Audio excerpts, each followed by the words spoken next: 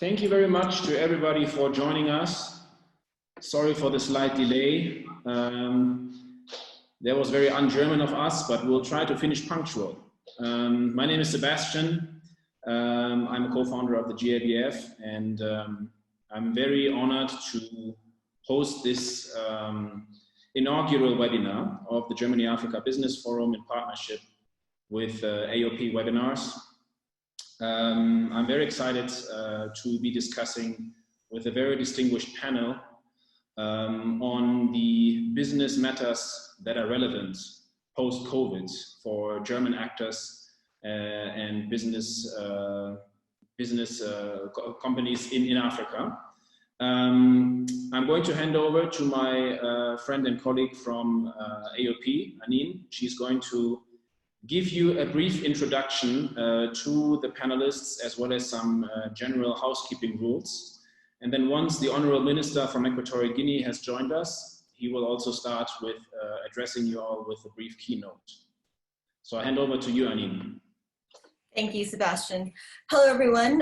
My name is Anine Kilian. I'm news editor and head of publications at Africa Oil and Power, and I'm co-moderating the session with Sebastian. We have a very strong lineup of speakers today, but before we introduce our panelists, I'm going to go over a few housekeeping rules for our audience on how to engage with the panel. If you look at the bottom of your screen, you'll see a few buttons. The first button is the chat box. That is there for you all to chat amongst yourselves. We have people logged on from all over the world, so please feel free to share where you're tuning in from and your thoughts on today's conversation as it progresses. Please do not ask any questions to the panel in this box. To ask questions to our panelists, you can see a dedicated Q&A box at the bottom of your screen. Please submit your questions here. Sebastian and I will be monitoring this box for your questions, and we will try and ask as many of your questions as possible to our panelists. The third button I'd like to draw your attention to is the hand icon. This is for members of the media. So if you are a participant of the media, please virtually raise your hand and someone from our team will set you up to ask your question to our panel live at the end of the session. The session is currently being recorded and will be available at the end of the webinar on AOP's YouTube channel. Before I introduce the panelists, is the minister, has he joined us? Not quite yet, but you can go ahead. All right, I'll go ahead and introduce the panel. We have Mr. Ibrahima Mane, Director General for Cooperation and Financing from the Republic of Senegal, Ms. Onyeche Tifase from Siemens Nigeria, Mr. Kenneth Reed from GIA Group, and Mr. Tim Genagel from the Rwanda Development Board. So I think, Sebastian, if you would like to go ahead. While we're waiting for the minister, I just wanted to address the audience with a few opening remarks about why we believed this webinar was particularly important. In an age of how should I say, a state-run China, a risk-willing India, and a very superbly supported France, how does a country like Germany fit into the picture in Africa in terms of doing business, forging corporations and ties with various African business people and nations? And from the Germany-Africa Business Forum side, we are a private think tank that believe in being there as a private for privates, supporting this cooperation between Germany and Africa. However, today, I think while we're waiting for the minister, I'll be very honored to jump into the panel with the minister, Mr. Director General Ibrahima Mane.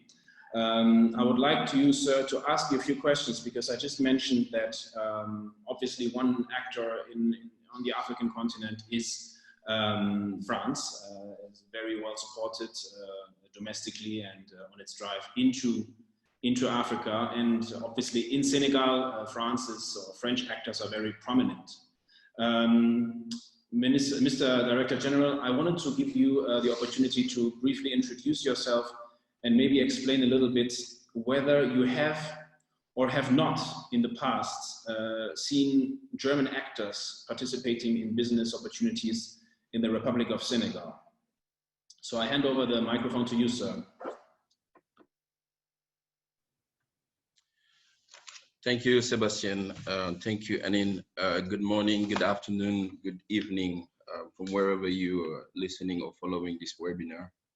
I would like, first of all, to thank the organizer of this webinar and also express the satisfaction of being in such a panel on behalf of Senegal.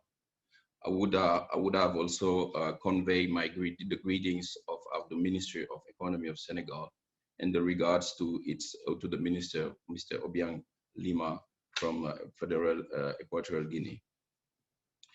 I would just like also, before answering the question, to recall that Germany and Senegal has been, in a long-standing partnering. Germany and Senegal commemorated their 50 years of joint development cooperation in 2010. To date, the cooperation has mobilized almost 1 billion euros in funding. So lately, German cooperation and Senegal has been enhanced, especially in the context of renewable energies, and also lately also in the recent years with the Compact with Africa, signed in 2018. So to answer to your question, yeah, we have a couple of examples of a fruitful and successful relationship between Germany and Senegal.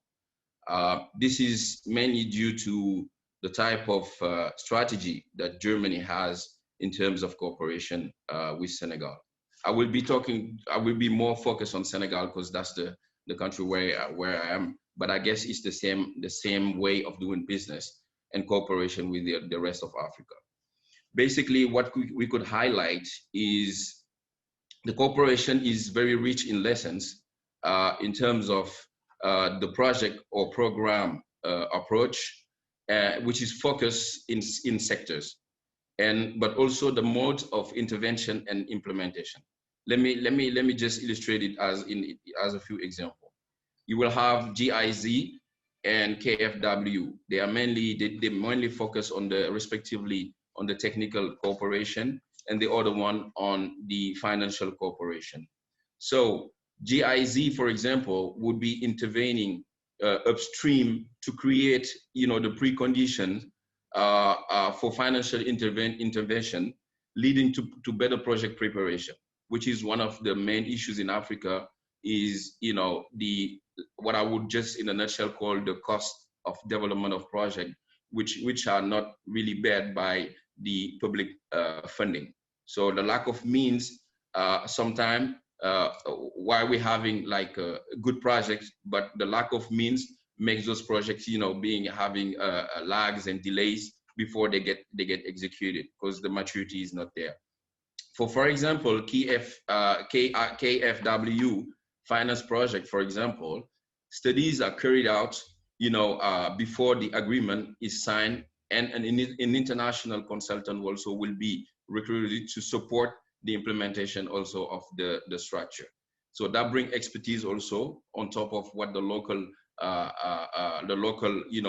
expertise is here also. But an analysis of the technical capacities of each structure is being carried out, and to ensure that the proper project implementation.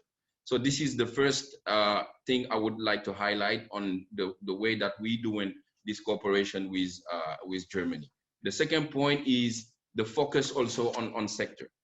So lately, as I was explaining, Germany been focused more on renewable energies, and with this, more, for example, currently we have more than 200 million euros of project under ongoing, under execution, and they are mainly focused on renewable energy efficiency, and access to energy for the whole country. But also we would like to highlight the grants that we received last year to have a business environment more attractive for FDIs. And with this, the Compact with Africa helped, and basically it helped to finance 4 major reforms in Senegal. The first one was the renewal of the labor code, labor legislation and administration, which is a very old one, the improvement of the land management, the reform on the vocational training, and the access of financing for SMEs. So all of those are focused on SMEs based on Germany, I would say, added value and experience and knowledge on those sectors. So this is what I can say. And we have many examples of projects. For example, success in Senegal, thanks to Germany, it has almost supported almost 800 SMEs in Senegal. You know, the objective was to create new prospects of success for the youth and including the returnees, people that are coming back to Senegal. So we have also many other projects that I could list, but just to tell you that it is working very well between Germany and Senegal. Wonderful. Thank you, Mr. Director General. That's obviously very, very encouraging, those words coming from a traditionally more Francophone influenced nation. I think I would like to touch on two things that you have mentioned, which are obviously in a German context. Me being German, I can say for certain that both the SME involvement that you have mentioned, German SMEs involved in the Republic of Senegal, as well as the topic of renewable energy. Obviously, Germany, which has long been, for a long time, been a country mostly powered by coal, has, I think it was 15 years ago or something like that, completely turned the switch towards the Energiewende, as we call it in Germany. And I think now Germany's power mix is approximately 35–40% renewable. So maybe knowing that you are not, you're here in your function as Director General for Cooperation and Finance, and not for energy and renewable energy, but maybe I think for our German participants, it would be very appreciated if you could highlight a little bit how German SMEs, especially in the renewable sector, have influenced maybe the Senegal Emergent plan that you have in order to, let's say, move Senegal towards the lower carbon future. I think that would be very interesting to all our participants, if you wouldn't mind. Okay, thank you. First of all, I would like to recall one of the point I would say always highlighted by Excellency President Macky Sall in terms of cooperation strategy. His point is to say no exclusivity and no exclusion, okay, and a win-win partnership. This is just to say that probably the feeling of having like a French, I would say, an energy sector, for example, dominated by the French investment, that's not really the case. It's a sector, for example, which is not dominated by one partner. It's a dynamic sector where there is many other bilateral and multilateral partners that are financing many of the IPPs, okay, in Senegal. So, but moreover, Germany is making a major contribution in this sector, like you were just saying, in the field of the renewable energy. So we have a list of many projects in which Germany, you know, finance. It's principally the power plants of 25 megawatts implemented in some areas outside of the Dakar. So I would just recall that the Plan Sénégal Émergent, which is the main plan for Senegal, is willing by 2025 to have 100% electrification all over the Senegal. So those objectives right now, it's the rural areas right now are being electrified, and for this we have many projects that are financed by Germany. So German companies are more, I would say, present on the suppliers of equipments, especially where we're having many, you know, in the IPPs, where we have many of the MAN engines that are on some IPPs. Okay.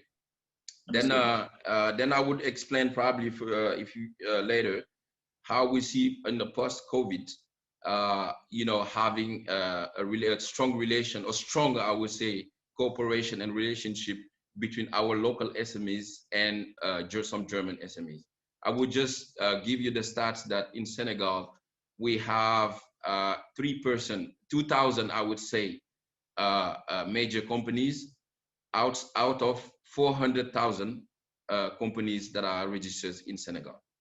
So the rest are more SMEs and informal sector. And I think that there is a good initiative right now and funding to have, SMEs being more resilient and being also having access to the financing. That's the purpose of the Compact with Africa. That is correct, absolutely. I think you've mentioned Compact with Africa twice. I don't want to speak on behalf of the German government, so I will pass on the definition of the Compact with Africa.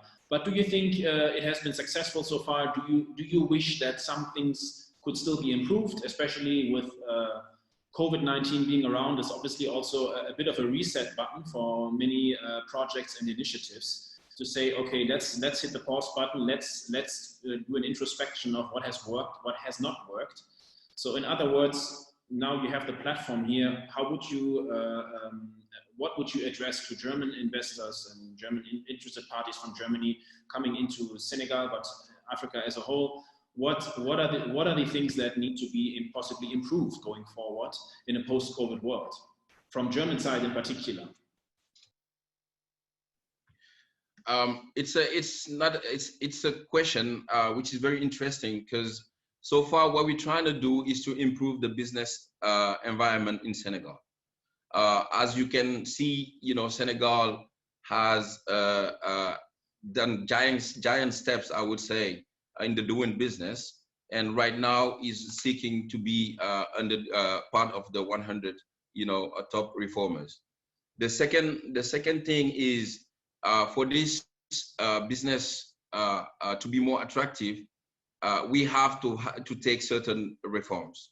That's the purpose of the first, let's say, batch of discussion we had with BMZ in Germany to finance, and we received through a grant, thanks to the German government, through a grant of 108 million of euros, to implement those reforms. So those are major reforms that I believe that once they are achieved, it will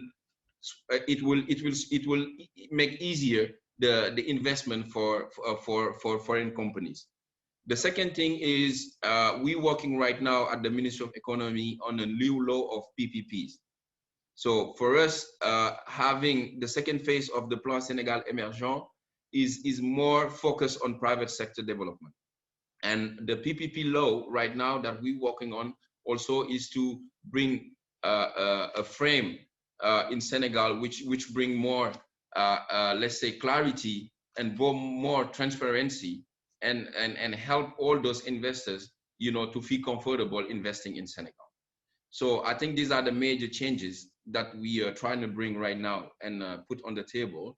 And I believe that German companies, even though they are more focused right now on renewable energies, I believe that with the post-COVID recovery economic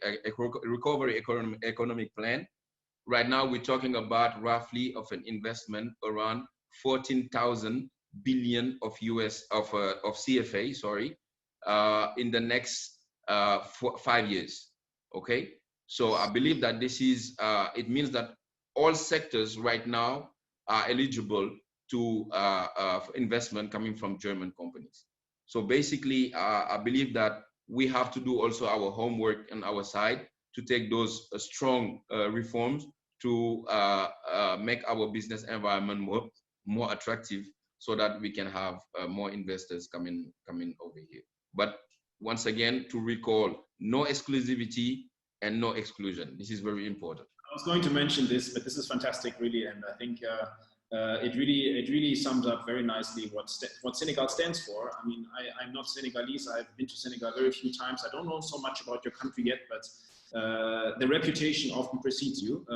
Senegal's reputation, I think, is highly regarded and is growing by the day. And I think it's thanks to the work of people like yourself. So thank you, Mr. Director General, for the very, very enlightening comments. We shouldn't forget, no exclusivity, no exclusion. I see there's a lot of questions coming in through the chat, but we'll attend to this later. The Mr. DG just earlier mentioned PPPs. I think this is obviously something that on our panel we have no choice but to hand it over to Siemens and Mrs. Tifase, because obviously this is one of the sectors I believe she's extremely active in. And I'll hand over to Anine to do some of the moderating. Sorry, I was on mute. Thank you, Sebastian. Ms. Tifase, what impact has the pandemic had on Siemens's operations as a major industry player? Hello again, everyone. Really a pleasure to be here. I think these are the times for us to have stimulating conversations such as this, and really to recognize the contributions of countries like Germany to the development and growth of Africa. In Nigeria, Siemens Energy Nigeria, we've been in Nigeria for 50 years. In fact, 2020 marks our 50th year anniversary in this country.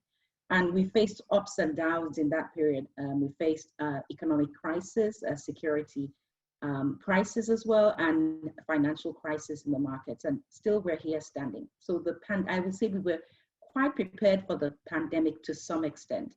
What we were not so familiar with, as I think with other organizations, was the impact on completely shutting down businesses, the lockdowns on travel restrictions, and the inability to return to a normal work mode of operation. So what we found from the more operational sense is that we have had to, of course, shift to completely working from home. We have still not returned to the office, unlike some businesses in the country.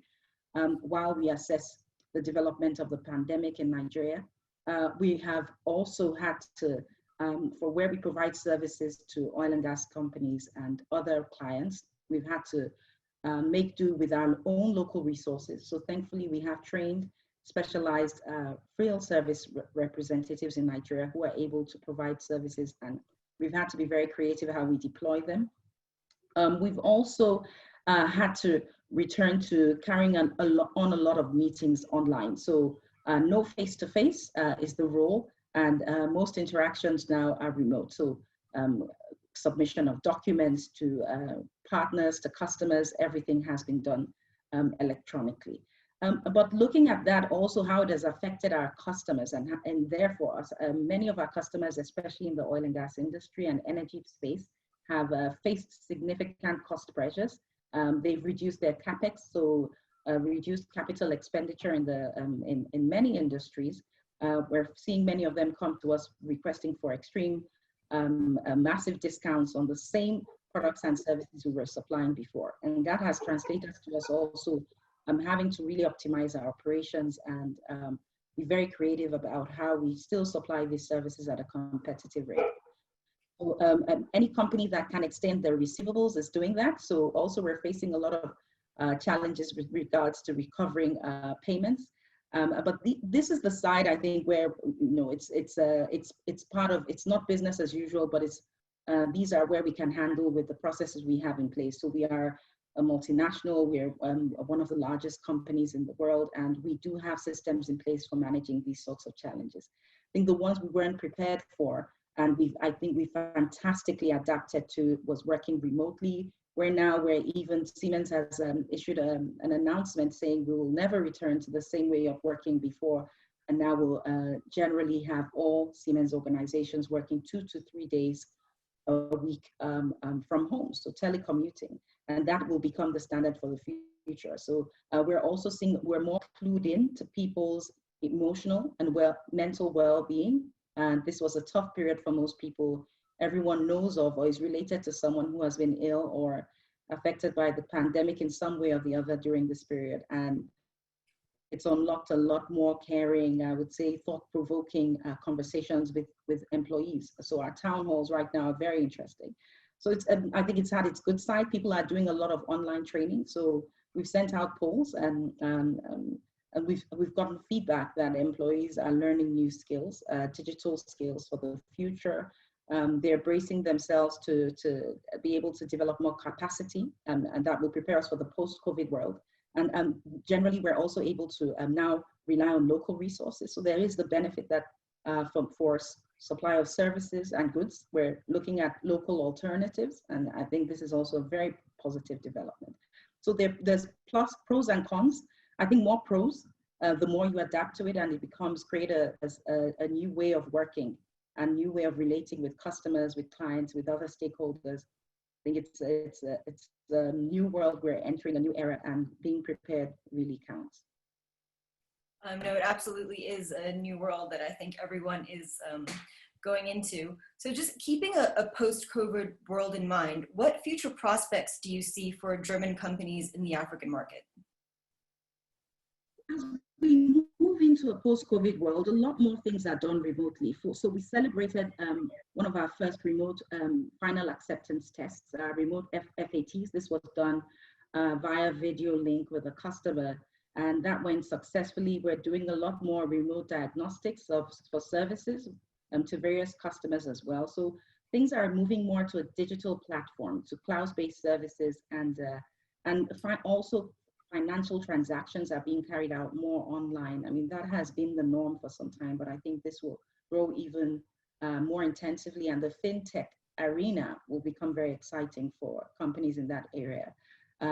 For us as well, we're seeing where the digitalization or the automation of industry is even more important. So less human intervention, more reliance on robotics, more reliance on machines and artificial intelligence, and using that to enhance operations, reduce costs, optimize availability.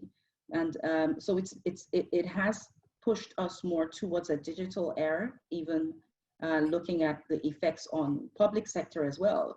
Public sector, we're not able to carry out meetings face to face, and we saw some public sector officials who hadn't been able to, were previously having only face-to-face meetings, transition very smoothly to having online meetings and carrying out a lot of transactions remotely as well. So it's the norm, but I think what we have in Africa is a unique situation where people are desperate for change. They're desperate to develop themselves. They're absorbing information as where it becomes available, and they're pushing. They're now more vocal about the drive to develop the nations, the drive to develop themselves and to add value as individuals or for their own businesses. And that's pushing us to an era where I think we will become more innovative in developing our own solutions or in leveraging those that are available on the global sphere. Great. So you mentioned digitalization. So with Siemens targeting digitalization across the continent, how can the adoption of smart technologies drive economic growth and entry opportunities for international companies? Companies like ours, where we say our portfolio is very much around electrification, automation, and digitalization, the opportunities are obvious. We supply control systems, automation systems in the energy industry. We provide supervisory control and data acquisition, protection and control equipment. We're very strong in automation of metering systems. There are opportunities that are immediately available. On top of that, we're also training people, and we're seeing many companies crop up. So I think for the companies that are invested in training of youth and training young people in the utilization of digital technologies, there's massive opportunities out there. Also for adoption, as I said, of fintech, not just in industry, but looking, coming back into industry as well. So automation of production lines, doing a lot of things remotely, like I said as well. So for German companies who are in the high-tech space and have found a way to create those same success stories in other advanced countries, I think now really is the time to transition to Africa. There are countries now that are opening their borders. Now with the Africa Continental Free Trade Agreement as well, we're seeing a push to be more industrialized. It's a hope for Nigeria to be able to a net exporter and not a net importer. So that's the threat we're facing as Nigerians, and this can be done without digitalization. I think we're all coping with waves of the pandemic where it's we're seeing improvement. So the flattening of the curve and then resurgences. So it's not clear if we'll ever return to a time when we don't need to operate remotely, communicate remotely, and that will affect the way things are done in other industries as well. So really now is the time for German companies to leverage the expertise, the know-how, the technologies they've developed in other countries, and start to collaborate with private sector and even public sector in Africa to get new opportunities developed. What gives German companies a competitive advantage in meeting Africa's needs in the areas of power supply, industry, transportation, and healthcare? First of all, we have the right technologies, we have the know-how, we have the experience, but I think the edge ultimately is around planning. Germans are meticulous before entering into a venture. We spend more time planning, understanding what needs to be done, collaborating with those individuals, exchanging information. And when you see GIZ's activities in Africa, I think that's a very good example. But it's the same with German companies in Nigeria, Africa, and in Nigeria in particular, doing a lot of pilot projects, proof of concept, feasibility studies. And why is that an edge? The edge is that we're able to avoid making mistakes that have been done in the past. I think for us in Nigeria in particular, we're not keen to jump into projects that have been poorly planned. They sound great on paper, but we know they're not implementable or achievable, or in the end, they're white elephant projects. So it's about planning, being meticulous about why are we doing this? What is the benefit? What does it require? Do we have the necessary resources? How do we leverage the financing instruments that are available? I think this is really where the value add is. And then on top of that, a lot of projects, when you leave them behind, who runs them, who operates them, who maintains those assets? We're also very strong in vocational training, in ensuring that the operational experience is in country, not trying to ship people from abroad like some other countries do, but making sure that the local, the citizens of that country are appropriately trained and experienced on how to operate and maintain that technology and in a sense, multiply the benefits. I think, so these are some of the edges, also some of the edge that German companies have over others. And apart from that, I think also the German government's interest in developing Africa. So over time, there have been various initiatives for Africa and really targeted at creating a more enabling environment. So not just jumping into developing infrastructure, but creating and supporting governments to create the right policies, to have the right a framework to attract the right kind of investment, starting with small and medium enterprises, but also looking at how multinationals and others can collaborate with private and public sector in Africa. Oh, great. Thank you so much for those interesting insights. Ken is clapping in the background on the comments from Siemens side, but I have to console you, Ken. I would like to now jump straight to His Excellency, the Minister, who has joined us from Malabo, Equatorial Guinea, His Excellency Gabriel Mbaga Obiang Lima, Minister of Mines and Hydrocarbons of the Republic of Equatorial Guinea. Sir, it's an honor to have you amongst us. You are, as I always call you, a German African champion. From the very beginning, you have supported our initiatives, and I'm deeply thankful for that personally, but also obviously the Germany-Africa Business Forum as a whole. I would like to give you the opportunity to elaborate a little bit on where Equatorial Guinea stands today, what challenges you face in the midst of COVID, and obviously how German companies have helped in the past. We can talk about this later, and what you expect, and I know you are very candid about these things, what you expect from German investors going forward. Okay, good afternoon, Sebastian, and good afternoon, everybody. First of all, I would like to start apologizing both to all the panelists and the participants on this webinar for being a little bit, I'm not late, I just forgot that we have a time change. And this technology makes you believe that we all have the same hour. So I completely forgot that South Africa and Germany have 1 hour in Equatorial Guinea. So I was actually watching my Bloomberg, and then I realized that, oh my God, I have a webinar. So again, Sebastian and all the panelists, first of all, I would like, on behalf of the Republic of Equatorial Guinea, the Ministry of Mines and Hydrocarbons, to thank for inviting us this webinar, Germany, Africa. It's a great pleasure for me to represent my little country. We are a very small country, but with big ambitions. And for us to be able to represent and give a keynote speaking is a great pleasure. So with that, I would first of all would like to say that, of course, I would like to make some comments about Africa and German cooperations, but like everybody knows, I focus on the people who pay me, and this is the Republic of Equatorial Guinea. So I'll talk more about Equatorial Guinea and Germany cooperations. And first of all, to be very blunt and realistic, and everybody's aware, and first I would like to start regarding the impact of COVID-19 to little Equatorial Guinea, to Africa. We have been all witness on how this is going to be a game changer for our industry, for our economy, for our continent. But at the same time, I have been very clear to a lot of people that whenever you have a problem, you always have an opportunity too. And for ourselves, for example, oil and gas, we have all these expats that they were running away, afraid that they will be infected by COVID-19. And we have to operate our own installations. And then now, of course, now they realize that we have a better testing equipment than some Europeans and America, and they want to come back. So we are getting them to do a lot of testing before they come back. But it has been a great opportunity because, for example, Total Equatorial Guinea and ExxonMobil and the FPSO were actually operated by Equatorial Guineans.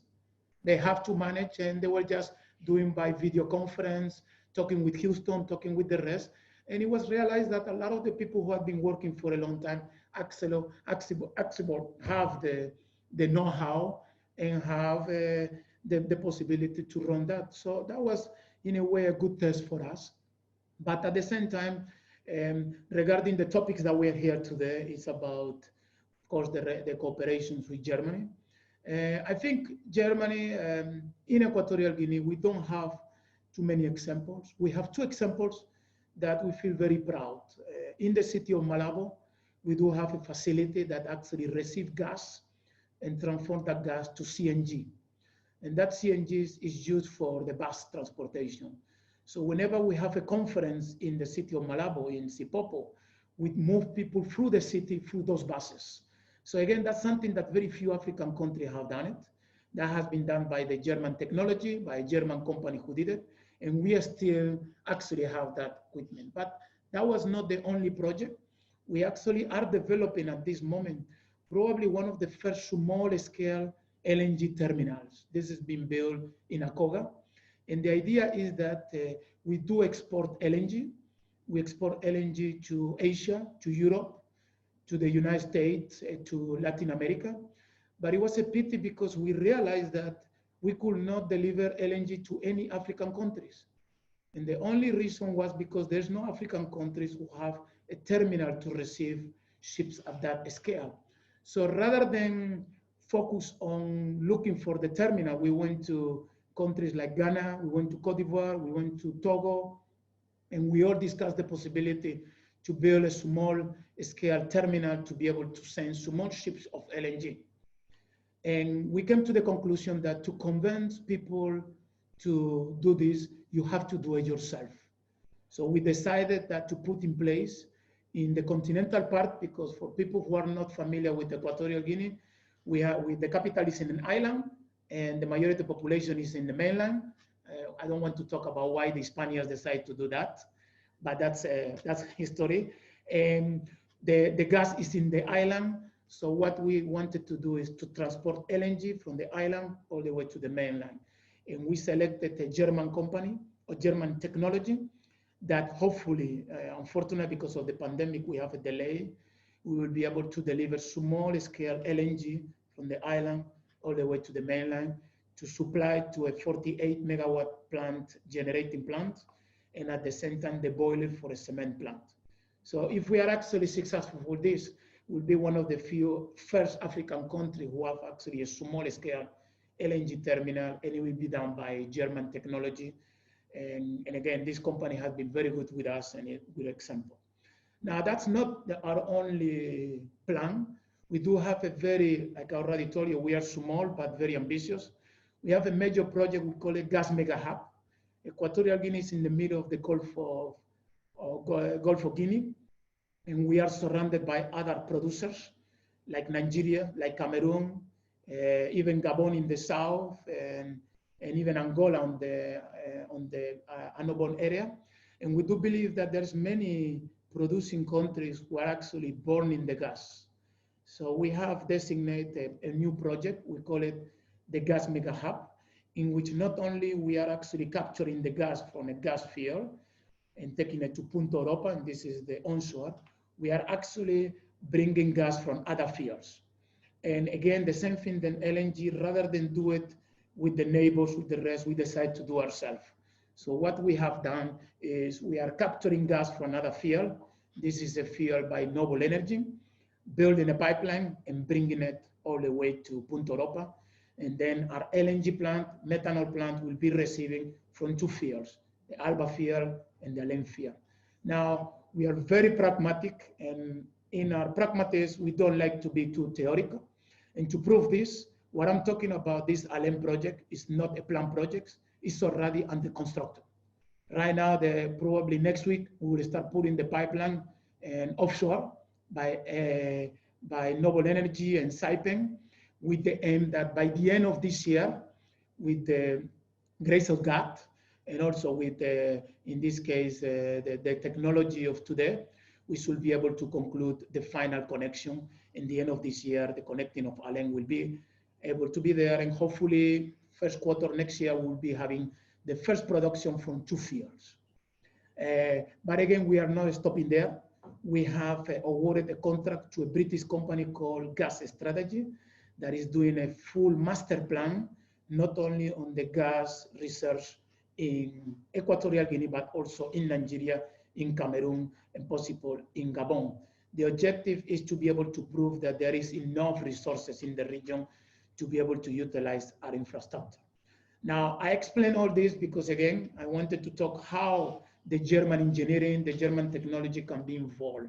And this is actually how, because we need to make sure to attract investors and know-how in technology to be able to help us in this situation in bringing additional gas. We don't want to bring gas just to do power and LNG. There is a lot of more things that you could do gas. You can use for urea plant, you can use it for boiler, for industry. So again, it's very important to bring different, I'll call it, projects or use of that gas. The other beauty that we have is that we already have stranded gas discoveries. We have in the Zafiro field where ExxonMobil is, we have the cap gas that have been reinjected, but also flare gas. The same time we have a field, an area, well, a block is now called EG27. It was the former Ophir Block R, that it was a gas condensate discovery. Now the difficulty is that this is a dry gas, so we need to be able to bring it via platform all the way to Punta Europa. And again, that's more both technology and investment that is required, especially for gas utilization. Now, and this is not the only thing that I believe that we could do or we can provide to some German interested parties, but at the same time, the human resources are very important. We do have an Institute of Technology that we have been training all our operators from there. We are using that Institute of Technology to transfer some of our workers from oil to be able to train to go into mining. And this is critical because we do believe that the future of Equatorial Guinea, it is not oil and gas, it is processing, especially mining processing. And this is why we are focusing on making sure that we could have additional LNG, gas, power, because one thing that is required for processing, it is energy. And energy, you need to have cheap energy to be able to have a good value from the product. So we are planning to use the human resources and the gas for processing, especially mining. And again, that technology from again, Germans, European, American is more than welcome, because we need to make sure that we don't just generate revenue, but we generate jobs. Because at the end, this is clearly the key objective that as government in Africa, we need to focus at this moment. It is not to be able to fill the treasury with funds, but it's to create the jobs. If we do not create the jobs, we will be doomed. That's clearly the reality. Africa and African countries, for us to go away from this pandemic, we need to create jobs.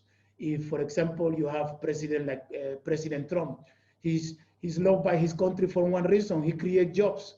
You know, a lot of people won't like him for different things, but one thing that he's doing, he's creating jobs. Maybe some people like him, people don't like him, but the key thing, the job creating is the key thing.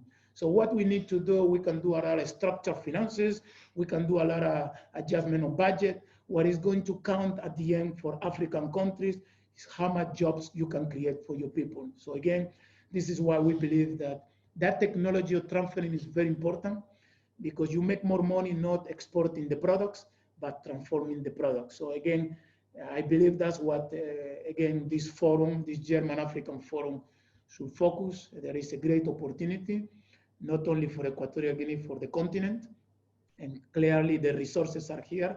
We just need to make sure that we have the technology to transfer those, transform that resources for final good. So again, this is what I was supposed to be saying at the beginning. I apologize to say it now. And if anybody upset, I'm sorry about that. I'm never late. This is one of my few times, so I feel very uncomfortable about that. But the important thing again is that we do believe there is a great opportunity for the German technology.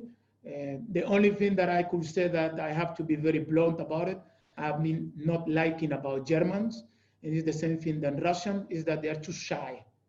They are too shy. I mean, the Chinese, the American, they're very aggressive. They go and they say exactly what they want. The German, they are always apologizing. Sorry, sorry. You have to be very straightforward. We will tell you what we want. You tell us what you want. We get a deal, we move forward. This is why the Chinese are very good in Africa.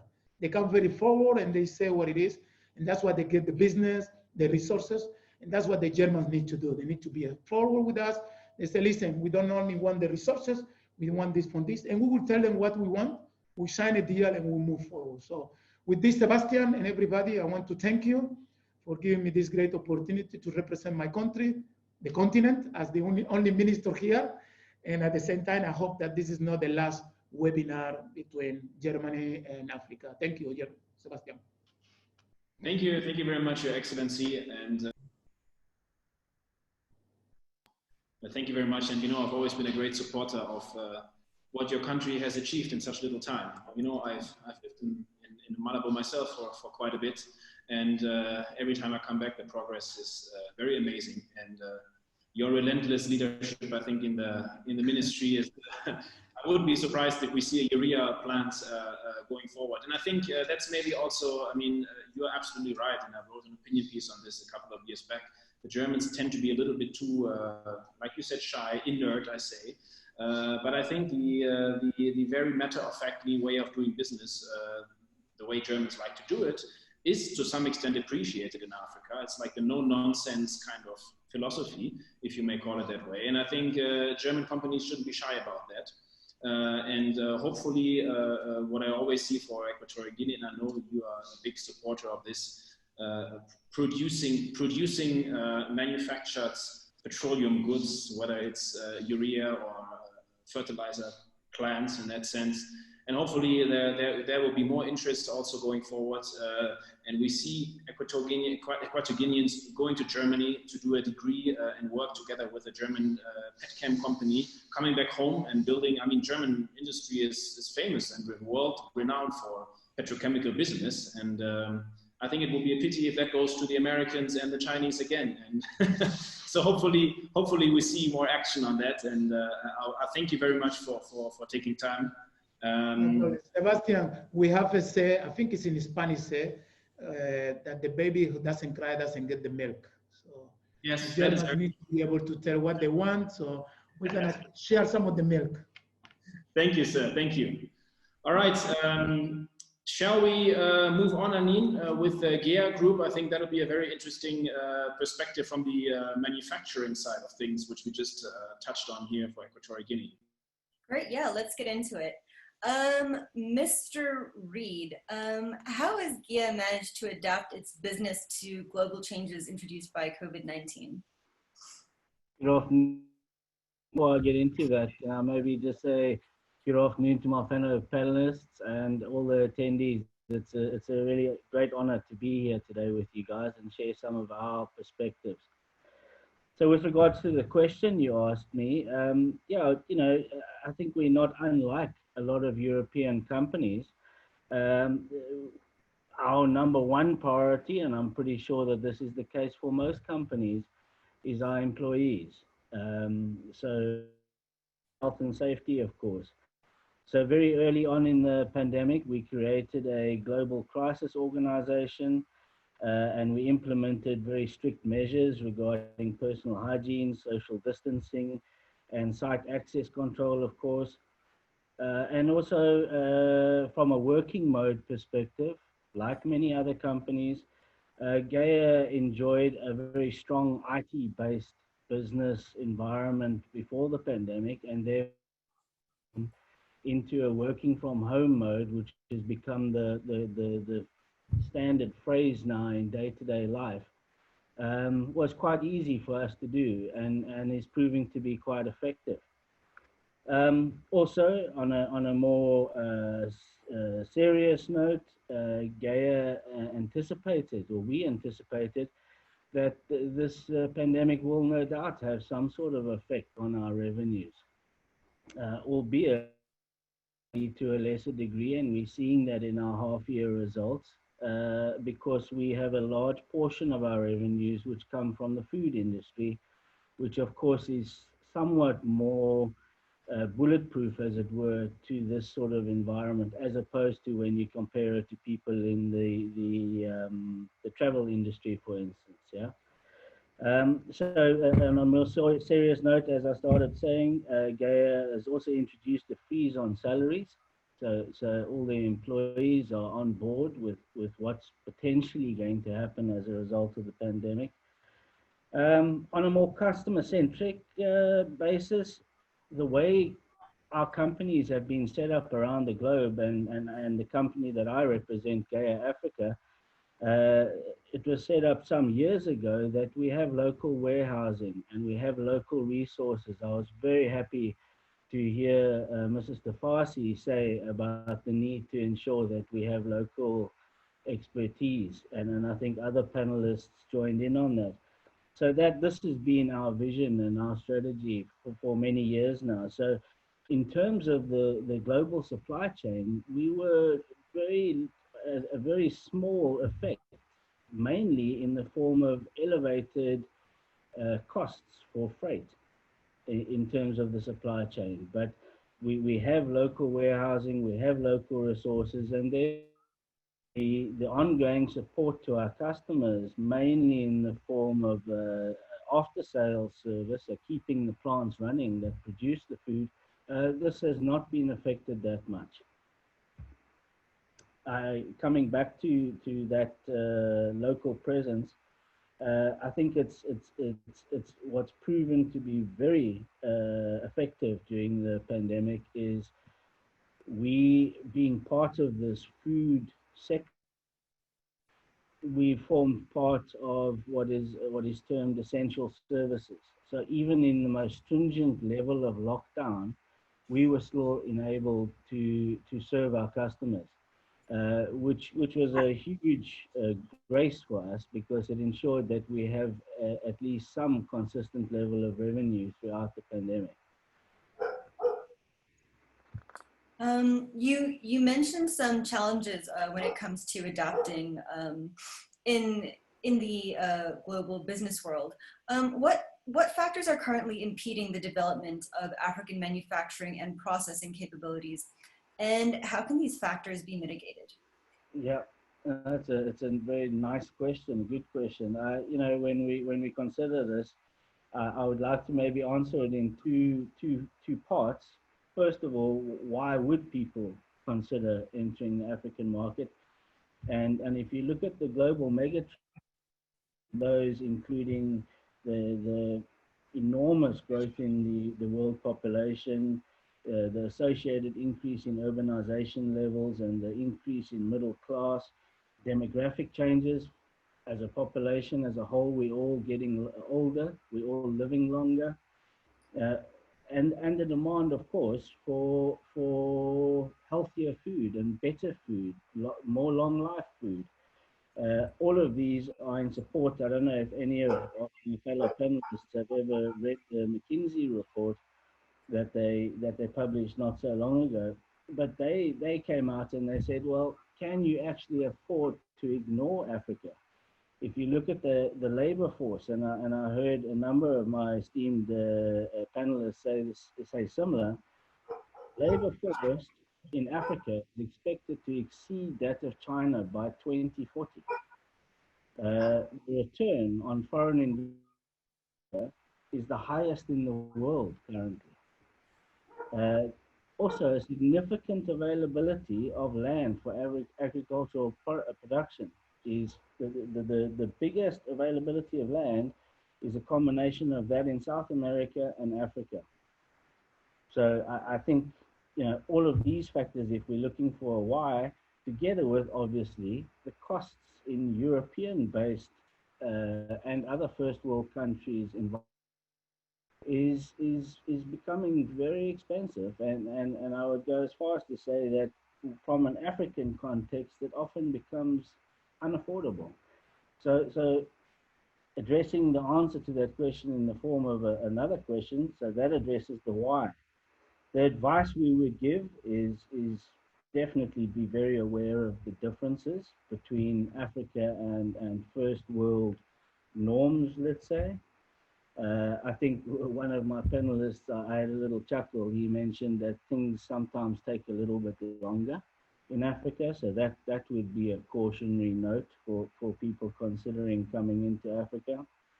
The actual market size, when you use the criteria used for establishing market size and therefore inevitably how much money you're going to invest, those calculations should be adapted to the reality. I think a very pertinent point is the shortage of skills, and I think the Right Honourable Mr. Lima stated just a moment ago the need to create jobs, but I think equally the need to enhance skills and develop the young people of the continent is absolutely critical to the success of the continent and the collaboration between company and Africa as a whole. Of course, there's other less attractive attributes of Africa that need to be taken care of, and those being things like corruption, state-owned enterprises, and possibly the need for better corporate governance in some of these institutions. And then, of course, in all of our lives, we deal with the reality of the highly volatile foreign exchange market and the volatility in all of our currencies, whichever country we find ourselves representing here today. I think another advice, which I mentioned a moment ago, is you need to invest in a local presence. I really enjoyed the statements earlier where people said, my fellow panelists made reference to the fact that we need to create jobs and we also need to use local people. Agree and believe in this. You have to contribute to the development of Africa if you're going to participate in the economic development of it. So a local presence, and these should be staffed as much as possible with local people. Fantastic. Thank you, Mr. Reed. Thank you, Ken. Always great to hear also something from the manufacturing side, which is obviously a mainstay of the German economy. Now, moving over, last but not least, Tim from the Rwanda Development Board. Usually Rwanda is the smallest country in such panels. I think today it's not the case. You're the second smallest only. But I think you have a lot to tell us. Rwanda is obviously a country that has enjoyed extremely positive relationships with German investors, Germany in particular, Germany as a whole. I think you're a witness of that, representing the Rwanda Development Board. Maybe you give us an introduction to what you guys do and how you see or how you have witnessed German involvement, especially from the SME side in Rwanda. Great, thank you very much. And first of all, let me thank the entire panel for those interesting perspectives and everybody tuning in today. The Rwanda Development Board is really the government institution that is charged with fast-tracking private sector economic growth in the country. And it's a very interesting institution insofar that it has the same political power as a normal ministry, but is not confined to any particular sector, and is thereby able to coordinate and work on multiple different sectors at the same time. And very often, as many of you would know, doesn't matter what sector you're trying to invest in, the necessary regulations, the issues, or the coordination often spans over multiple sectors. So really one of the role is this coordination role. And then the second part that makes that institution quite unique, is its ability to stay with the investor from start to beginning. So we both have a responsibility in the policy side to make sure that on doing business and other reforms, we're trying to keep the country reforming and improving further. But we also work on the project development that was mentioned earlier, that's very often lacking, the promotion of those, but also the implementation. Because, and I truly believe that that is not unique to Rwanda or to Africa, but there will always be hiccups in the implementation. And so having a trusted government partner in that implementation journey is really key. And we've seen quite successful to not only attract investment, but actually convert it and create the jobs and the exports that we're really craving for. Fantastic, thank you. Let's go into this a little more in detail. You work a lot with German companies in the Rwandan context. What are the critical issues that are being addressed coming into Rwanda, investing in Rwanda together or alongside the RDB? What are the topics or the potential points of frustration that you hear most often? Because by you giving us this answer from a Rwandan perspective, it will also help other countries because Rwanda is often seen as some kind of role model in terms of, let's say, a rapid development. I think one point that we hear very often in terms of concern, especially from German companies, but I would assume that that is even more applicable to the Rwandan case due to its size than to other countries, is really the small market size. So I think if you investing on the continent, in particular in Rwanda, you're not investing only in a consumer market. You have to think about it strategically as a regional investment. You have to think about it strategically as an export investment, a location from where you can export. So very often with many of the German companies, it's sometimes the other way around, that they actually try to come in and just sell products. And I fully understand that that is for many a good first step into a market and into getting to know the continent or country. It really is something, I think, if you turn that around and you think about it from where can you add value in the market, you very quickly getting a lot more traction and those markets start to look a lot more attractive. So for example, we're currently talking to a Swiss German company in the business of producing medical supplies. They jumped on the opportunity to come to Rwanda and to set up, or hopefully set up a manufacturing plant for FFP2 or N95 masks in the country, really trying to take advantage also of the African Union portal that allows all African countries to collectively source medical supplies. And so I think thinking about Africa not only as a consumer, but actually as a producer and contributor is a key change in mindset that will allow you to see a lot more opportunities than you would otherwise see. Fantastic. And what is the, to cut it short, what is the one thing that you would recommend to other nations emulating the Rwandan model? I know that's difficult because every country has a different, there's a different scenario for every country. But what do you think was the one thing to say this has really helped to kickstart Rwandan growth following the terrible incidents in the 90s? I think the single most important is a political vision, and a clear understanding what do you want from the private sector.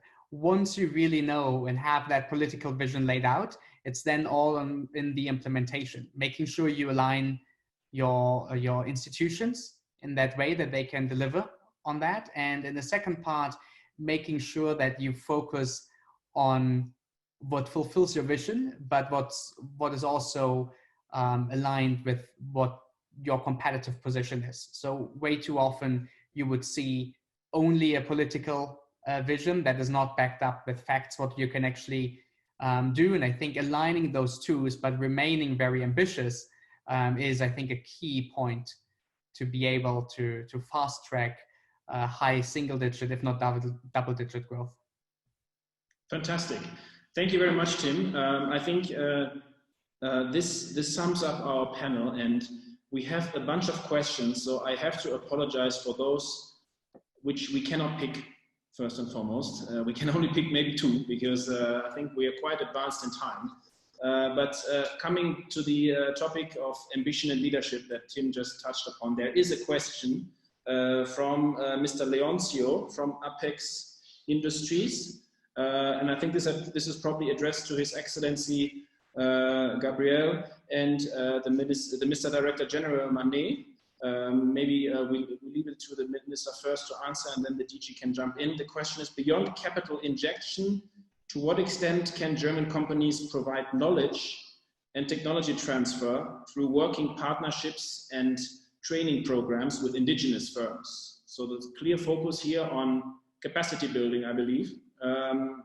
His Excellency, I leave this first to you and then to Mr. Manet. Okay, I'm going to try. You guys hear me okay? Very fine, thank you. I do apologize. There's more people in the room right now, so I need to protect myself. Very prudent, yeah. Things that we need to get used to it. I want to thank Leoncio for the question.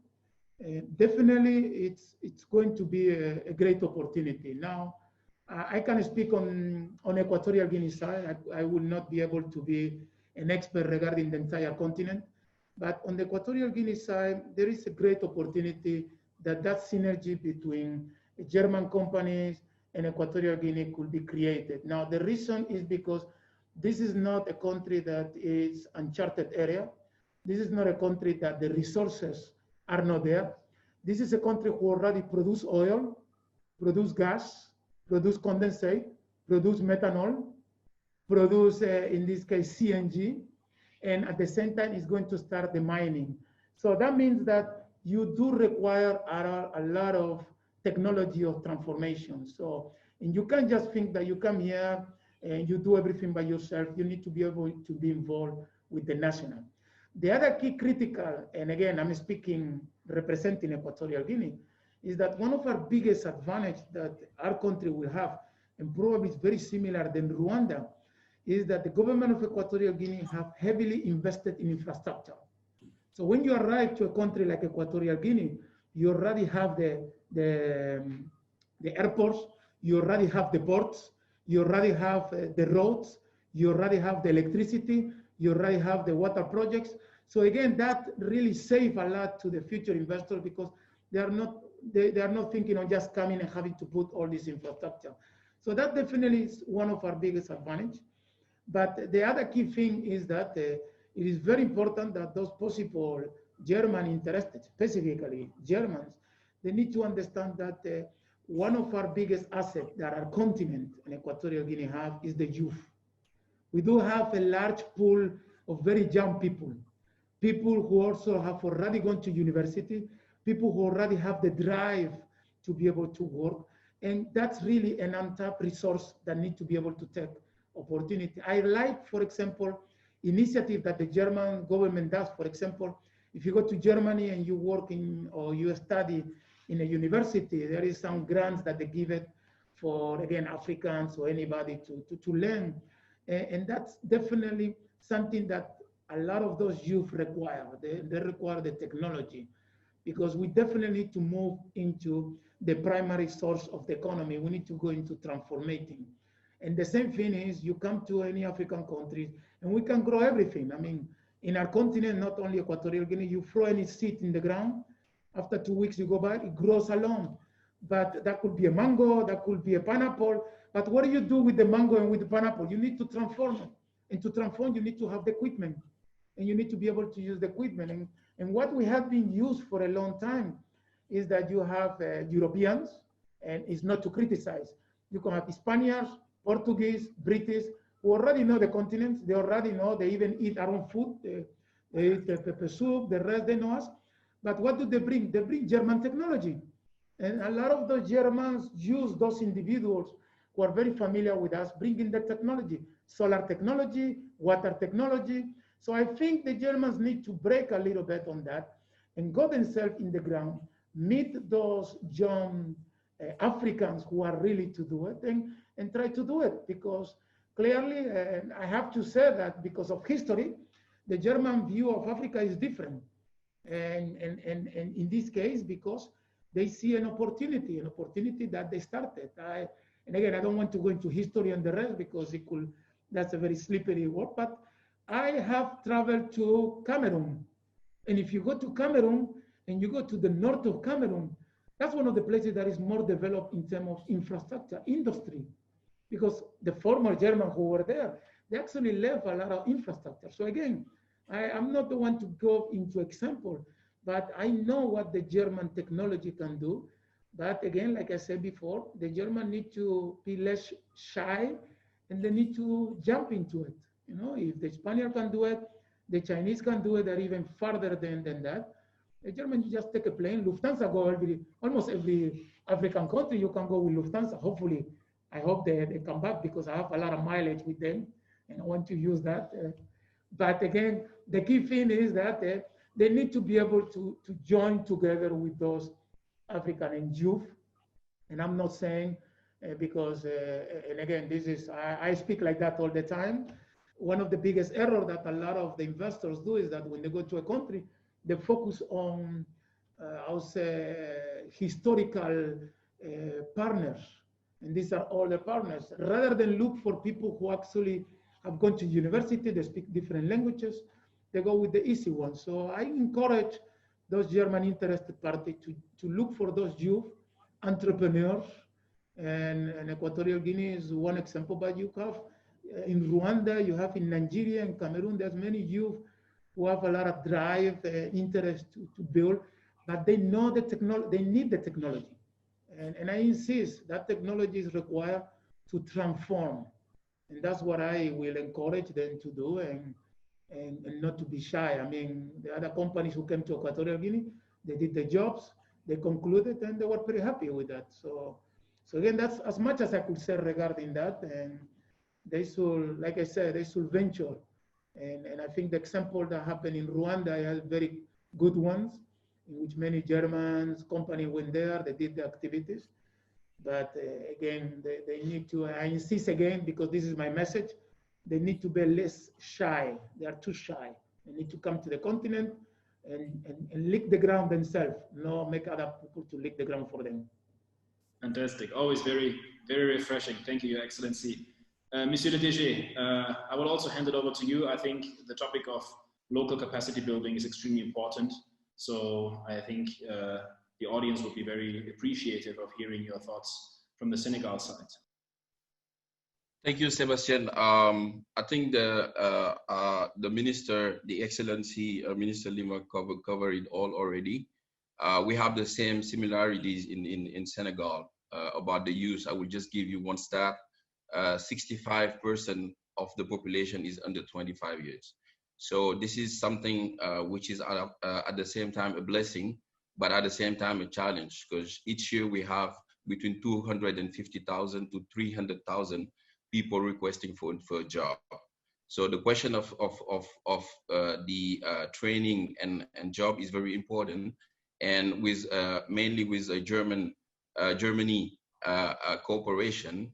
Today we understood that question a long time ago, and that's why German finance one of the projects which is very important, the higher education program for renewable energy and energy efficiency, that worth around 8 million euros for the period from 2015 to 2022, and has to date enabled the establishment of 2 incubators and 2 entrepreneurial spaces equipped and support in development of their strategies and business plan. This is just to help the youth and young entrepreneurs, the startups, also to have a chance, to have their project being bankable and have access to financing. The second point I would just address is, while I was talking about Compact with Africa, one of the key reform was the vocational training centers. And currently the head of state is pushing for a huge project of 45 new vocational training centers. This will help also the training and help the capacity for our young people that won't have the chance probably to go to certain universities and have certain grades. So based on this also, I would say we are also in Senegal in the era of oil and gas. I would just highlight that Senegal has compounded annual growth for the last 5 years of more than 6%. And by 2023, we are talking about, operating this oil and gas that we discovered. So there is a huge need of, I would say, capacity building in terms of training for our youth.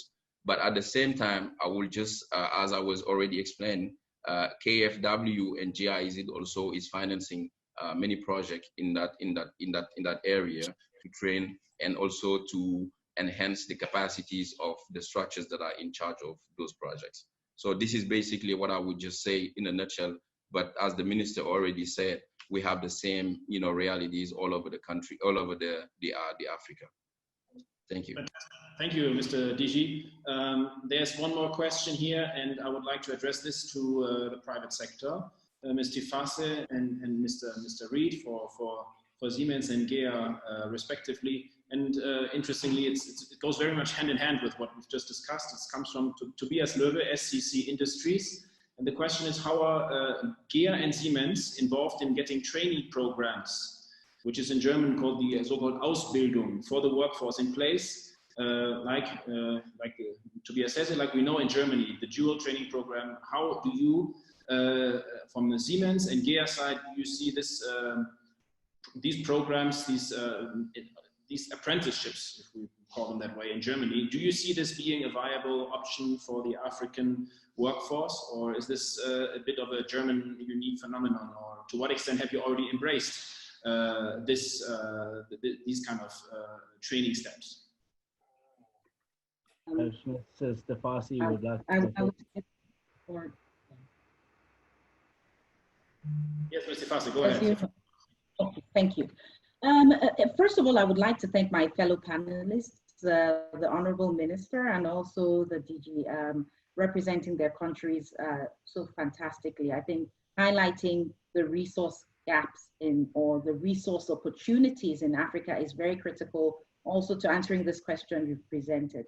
In Nigeria as well, there's about 70% of the population below the age of 30. So the question is, we have so many resources. I think we've spoken about gas as a very vital asset for the development of Africa, but also human resources that need to be leveraged to grow the country. And it's not enough to just have stable infrastructure, the right policies. You need to have educated and capable hands to be able to deploy those technologies. So definitely, yes, vocational education is a very important subject for private sector and private companies like ours in Nigeria. But before I start, I'd like to say, I've learned one new thing today is that you should cry out really loud, and if you don't cry, you don't get the milk. and being shy and the world is changing. Social media is changing the way we communicate, the way we perceive each other, the way we do business, and not being bold enough to see opportunities really is not an acceptable. What we're doing now is really engaging with the government and various forms to first of all resolve very key issues around education, but also around the energy crisis in Nigeria, which all of you know. I've had to switch off my video several times because of the energy crisis in Nigeria. So, and that happens very frequently. If you have a Nigerian on your panel, the person is going to be totally embarrassed because of the energy crisis. But coming back to education, what we've done in Nigeria is we had a Siemens Power Academy built by Siemens for Siemens, and eventually we licensed the Lagos State government to run that academy. So now the Lagos Energy Academy is run by the Lagos Electricity Board. It's thriving. It focuses on development of youth to ensure that there's a steady pipeline of ready skills available for the power sector. We've also collaborated with other governments for training of their state governments in Nigeria for training of their employees. We've had a hackathon and established innovation hub with the Edo State government in Nigeria. And now we've entered into an agreement with the Nigerian government to enhance capacity, power generation, transmission, and distribution capacity to the tune of 25 gigawatts, so operational capacity to the end consumer.